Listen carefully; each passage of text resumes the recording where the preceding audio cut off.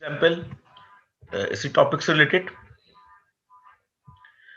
Figure shows a conducting loop consisting of a half circle of radius r 2.2 meter and 3 straight section. तो आपके पास ये एक loop है, conducting loop, जिसका half circle का जो रेडियस है वो आपको गिवन है r, जिसकी वैल्यू 0.2 मीटर है।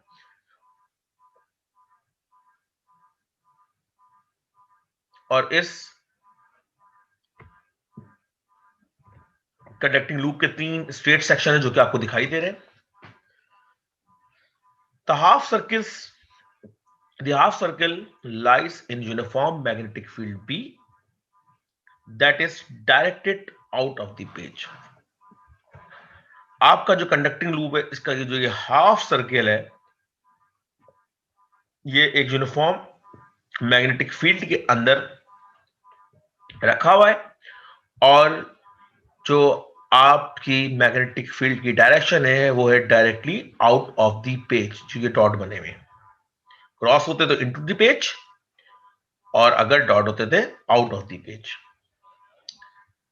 The field magnitude is given by B is equal to 4t square plus 2t plus 3 with P in Tesla and T in second।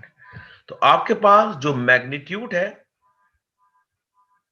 Field का वो आपको इस इक्वेशन या इस फंक्शन के थ्रू गिवन आएगा,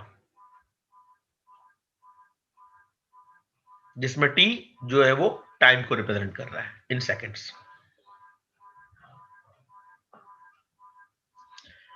An ideal battery with EMF 2 volt is connected to the loop। एक ideal battery जो कि 2 वोल्ट की है उसको आपकी लूप के साथ कनेक्ट कर दिया गया है।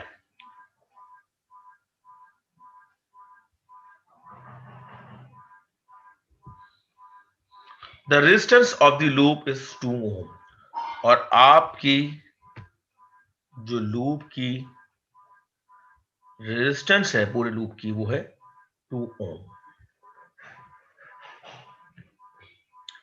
आपसे कहा जा रहा है what are the magnitude and direction of the EMF induced around the loop by field B at t is equal to 10 second. बताइए आपकी इस कंडक्टिंग लूप के अंदर पैदा होने वाली EMF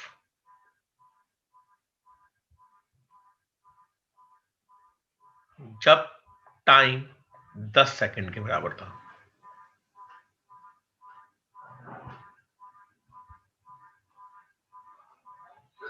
क्योंकि आपकी field function to the time है तो टाइम के रिस्पेक्ट से आपकी फील्ड चेंज हो रही होगी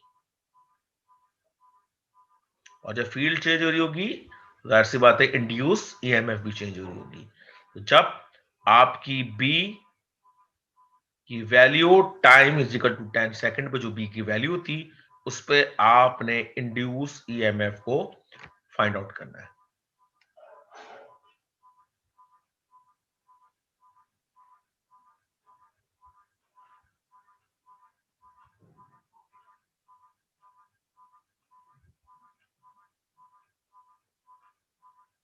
तो सॉल्व करते हैं। A battery is connected to a conducting loop that include a half circle। तो आपकी बैटरी कंडक्टिंग लूप के साथ जो कनेक्ट है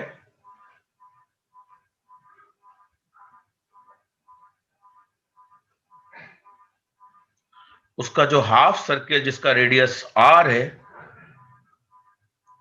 वो यूनिफॉर्म मैग्नेटिक फील्ड के अंदर लाई कर रहा है और field directly out of the page है जैसा में गिवन है। तो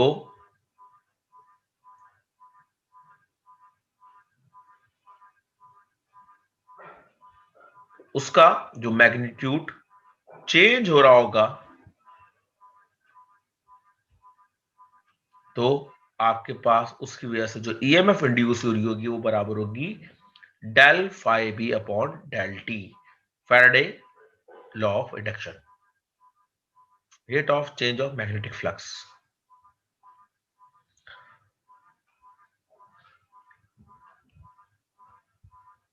फील्ड की जो डायरेक्शन है वो प्लेन ऑफ द लूप के ऊपर परपेंडिकुलर है और फील्ड यूनिफॉर्म है। तो मैंने आपको बताया था कि अगर फील्ड यूनिफॉर्म हो और प्लेन के ऊपर परपेंडिकुलर हो तो आपके पास फील्ड और जो एरिया के दरमियान एंगल है वो जीरो हो जाता है। तो वो कॉस जीरो वाला जो टर्म होता है बी डॉट ए के अंदर, बी ए कॉस जीरो, तो कॉस जीरो वन हो जाता है और सिंपल आपके पास जो फ्लक्स बचता है वो बचता है बी इंटू ए।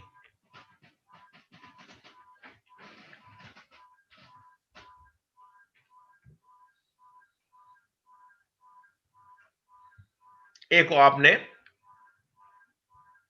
डिफरेंशिएट से बाहर निकाल लिया, ये एरिया है, ये कांस्टेंट हैगा। तो आपके पास जो इंड्यूस ईएमएफ जो आ गई वो बराबर आ गई area into rate of change of field, magnetic field. Because the flux penetrates the loop only within the half circle, जो इस लाइन से ऊपर ऊपर है, the area A in the equation is pi, half pi R square, ये area of the circle होता है।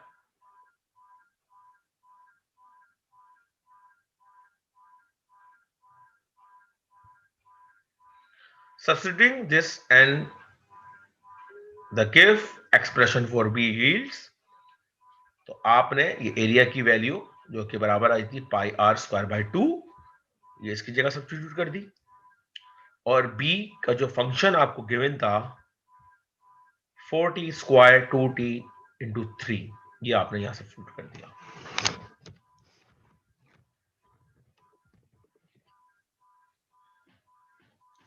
तो इस पूरी इक्वेशन का हम डेरिवेटिव ले लेंगे विद रिस्पेक्ट टू t। तो ये 2 नीचे हो जाएगा, ये 2 4 8 हो जाएगा, ये हो जाएगा 8t, कांस्टेंट का डेरिवेटिव 0 हो जाएगा, और इसका जब डेरिवेटिव लेंगे तो derivative of T with respect to T 1 हो जाएगा, तो यहां बचेगा सिर्फ 2। तो ये इक्वेशन आपके पास हो जाएगी 8t प्लस 2। हमसे कहा गया था कि आपको इंड्यूस ईएमएफ मालूम करनी है जब आपकी जो फील्ड हो वो 10 सेकेंड की हो, यानी कि टाइम आपको दिया हुआ 10 सेकेंड, तो इधर टी की जगह हम सब्स्टिट्यूट कर देंगे 10 और आर की जगह सब्स्टिट्यूट कर देंगे 0.2 मीटर, और इसको सॉल्व करेंगे तो हमारे पास आंसर आ गया 5.2 वोल्ट। तो आपके हाफ सर्किल के अंदर जो ईएमएफ प्रोड्यूस हुई होगी वो होगी 5.2 volt.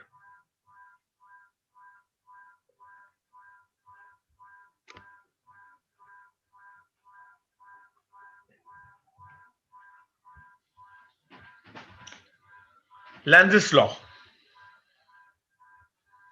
An induced current has a direction such that the magnetic field due to the current oppose the change in the magnetic flux that induce the current। तो लेंज़स law आप लोगों ने अपनी प्रीवियस कोर्सेज के अंदर ऑलरेडी इसको study किया हुआ है। यहाँ मैंने छोटा सा इंट्रोडक्शन इसका रख दिया है कि आपके पास जो इंड्यूस करंट होता है कॉइल के अंदर, उसकी डायरेक्शन जो होती है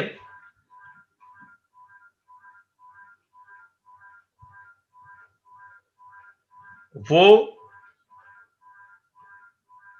अपोज करती है उस मैग्नेटिक फ्लक्स की चेंज को जो कि इस करंट को इंड्यूस करवा रहा होता है।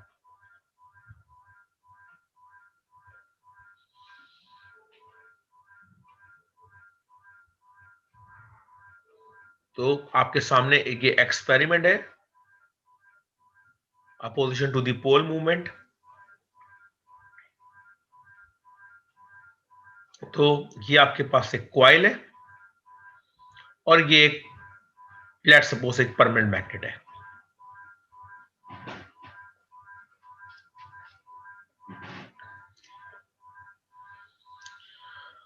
हमें पता है कि जब हम इस मैग्नेट को इस लूप के करीब लेके आएंगे, जिसका नॉर्थ पोल है, अगर हम इस लूप के करीब लेके आएंगे तो इस लूप के अंदर करंट इंड्यूस होगा due to change of magnetic flux.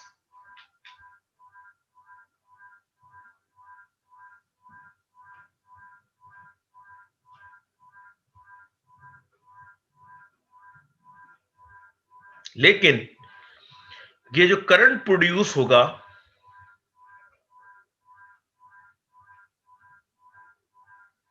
इसकी वजह से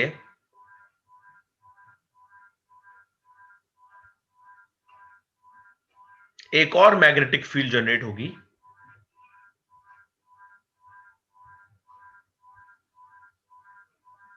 जिसका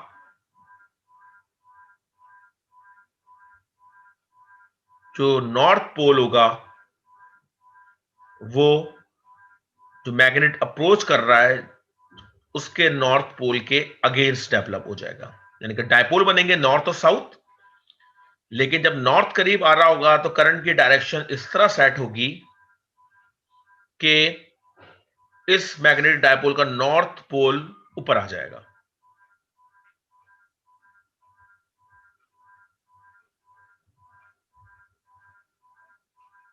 करंट क्योंकि अपनी मैग्नेटिक फील्ड प्रोड्यूस करना शुरू कर देगा।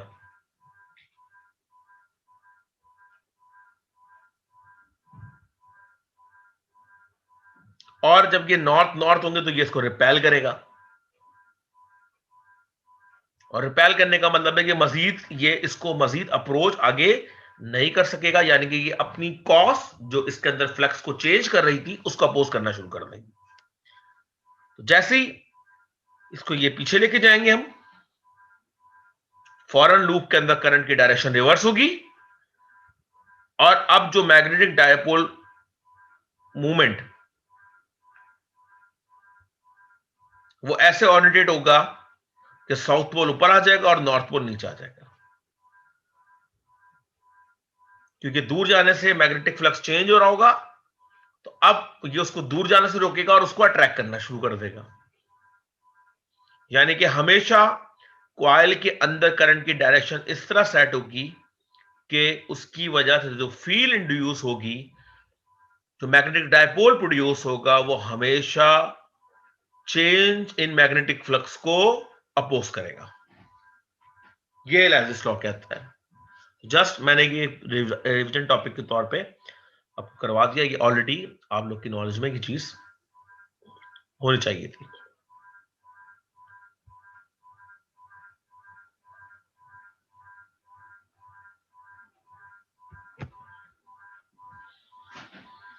Inductors and inductance.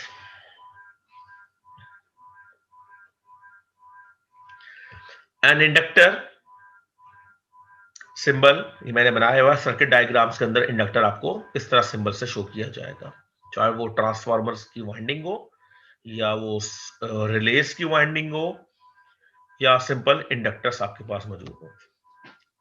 N inductor can be used to produce a desired magnetic field. आप इंडक्टर मैग्नेटिक फील्ड प्रोड्यूस करने के लिए यूज करते हैं। If we establish a current in the winding of the solenoid, which can be treated as our inductor, the current produce a magnetic flux Yb through the center region of the inductor. तो जब हम solenoid, आपको पता है solenoid is a coil of wire which is wound over a cylindrical support। तो जब आप solenoid की कॉइल से करंट को पास करते हैं तो उसके सेंट्रल रीजन के अंदर मैग्नेटिक फ्लक्स जनरेट होता है। The inductance of the inductor is then, जो आपकी इंडक्टेंस होती है वो बराबर होती है L is equal to N phi by B into I।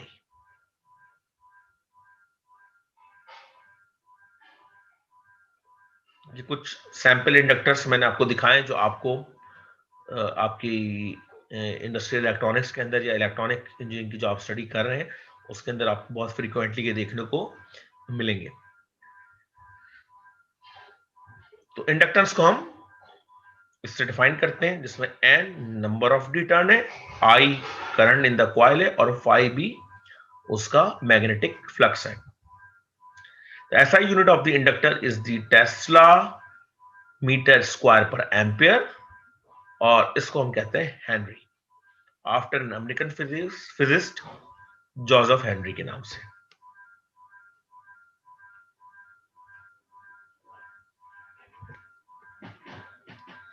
Self induction, an induced EMF appear in any coil in which the current is changing। किसी भी कॉइल के अंदर आप करंट चेंज करेंगे तो उस कॉइल के अंदर ईएमएफ इंड्यूस हो जाएगी, उसको हम कहते हैं सेल्फ इंड्यूस ईएमएफ और इस फिनोमेना को हम कहते हैं सेल्फ इंडक्शन। ये आपके सामने एक सर्किट डायग्राम है, ये एक वेरिएबल रेजिस्टर है, ये आपके पास एक इंडक्टर रहेगा। आप जब इस कॉइल के अंदर वेरिएबल रेजिस्टर के थ्रू रेजिस्टर्स को चेंज करेंगे तो करंट की वैल्यू चेंज करेगी। उस करंट की चेंज होने की वजह से इस कॉइल के अंदर सेल्फ इंड्यूस ईएमएफ प्रोड्यूस हो जाएगी।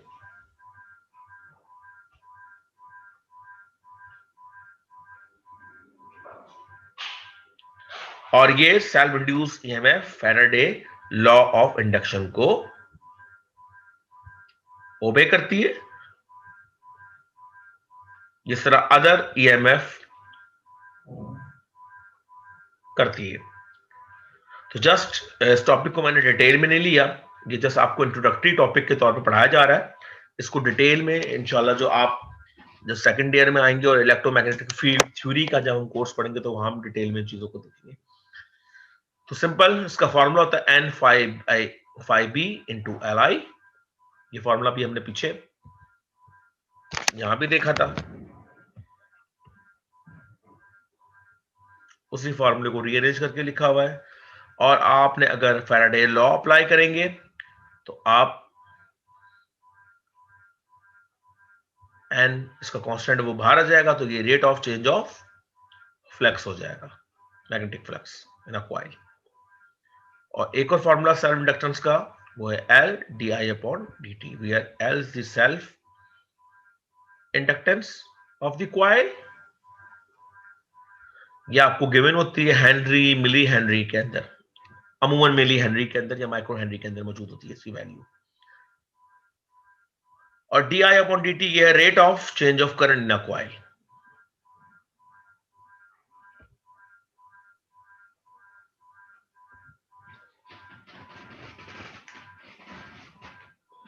म्यूचुअल इंडक्शन,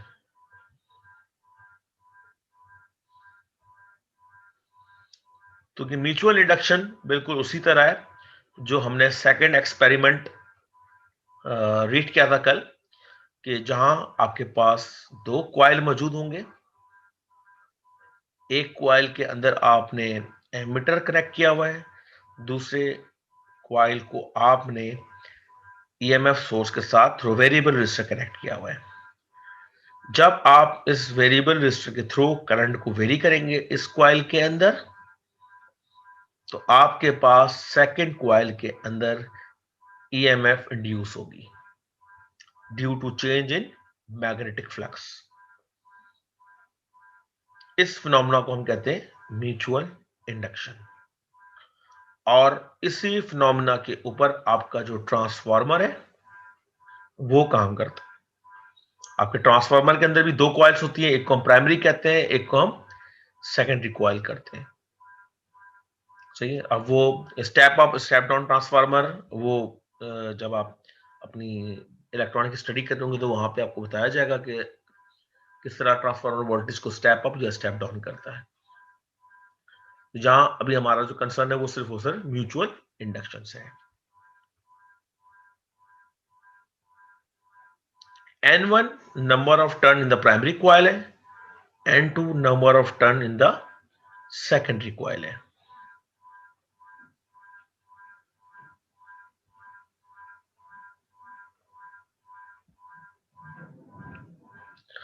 Φ21 ये फ्लक्स है जो कि प्रोड्यूस हो रहा है कॉइल 1 के अंदर करंट चेंज करने की वजह से।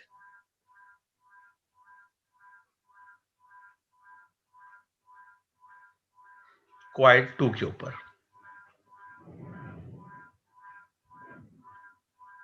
तो म्यूचुअल इंडक्शन M21 यानी कि मैं अभी इस कॉइल की म्यूचुअल इंडक्शन मालूम करने जा रहा हूं जिसको मैंने नाम दिया है M21 ऑफ कॉइल 2। इस कॉइल की बात कर रहा हूं with respect to coil 1 is defined as M21 is equal to N2 Φ21 upon I1। इसको हम रीड करते हैं, ये जो प्रोडक्ट है इसको कहते हैं फ्लक्स लिंकेज इन सेकेंडरी कॉइल। फ्लक्स लिंकेज इन, ये जो प्रोडक्ट है फ्लक्स लिंकेज कहते हैं, क्योंकि ये सेकेंडरी कॉइल की बात हो रही है तो इसलिए ये flux linkage in secondary coil divide by current in primary coil. I1 primary coil के अंदर करंट है। तो यहां से आपको इस कॉइल की म्यूचुअल इंडक्शन फाइंड आउट कर सकते हैं।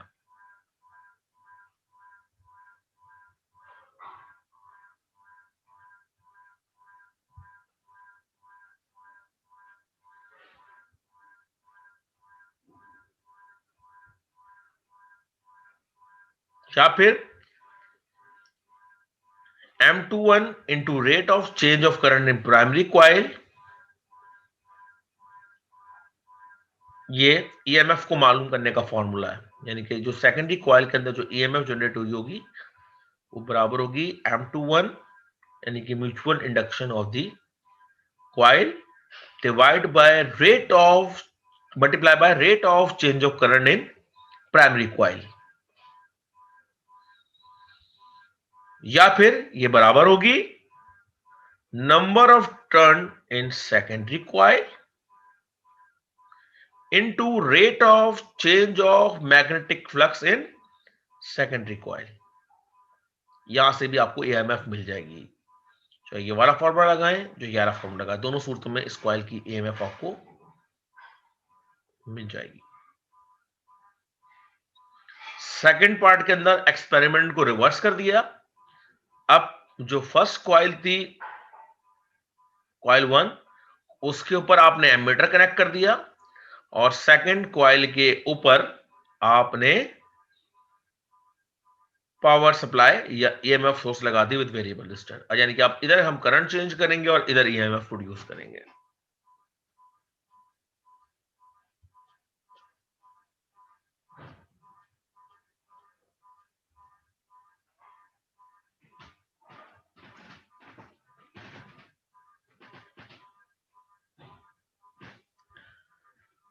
तो ये तो पहले फॉर्मूले की EMF आ गई थी ये वाली, और इस वाले के लिए M12 mutual induction minus sign indicate the Lenz's law, और di2 upon dt rate of change of current in secondary coil या टू कॉइल सेकेंड कॉइल।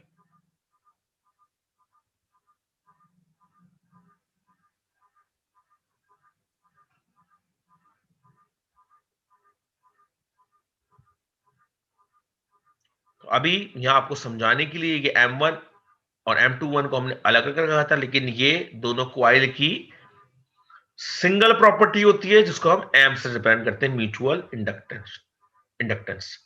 तो ये दोनों फॉर्मूले के अंदर ये M ही कहलाएगी। तो ये आपके पास ट्रांसफार्मर का मॉडल है This one is step down transformer, and this one is step up transformer.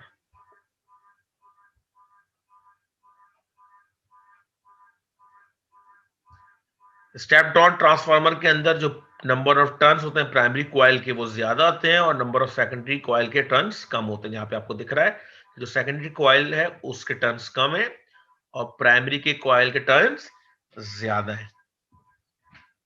और जो आपके पास स्टेप अप ट्रांसफार्मर होता है उसमें प्राइमरी के टर्न्स, प्राइमरी होता है जिसपे आप सिग्नल अप्लाई कर रहे होते हैं, तो प्राइमरी के कॉइल के टर्न्स आपके पास कम है और सेकेंडरी के ज्यादा है, तो इस सूरत में आपके पास ये है स्टेप अप ट्रांसफार्मर।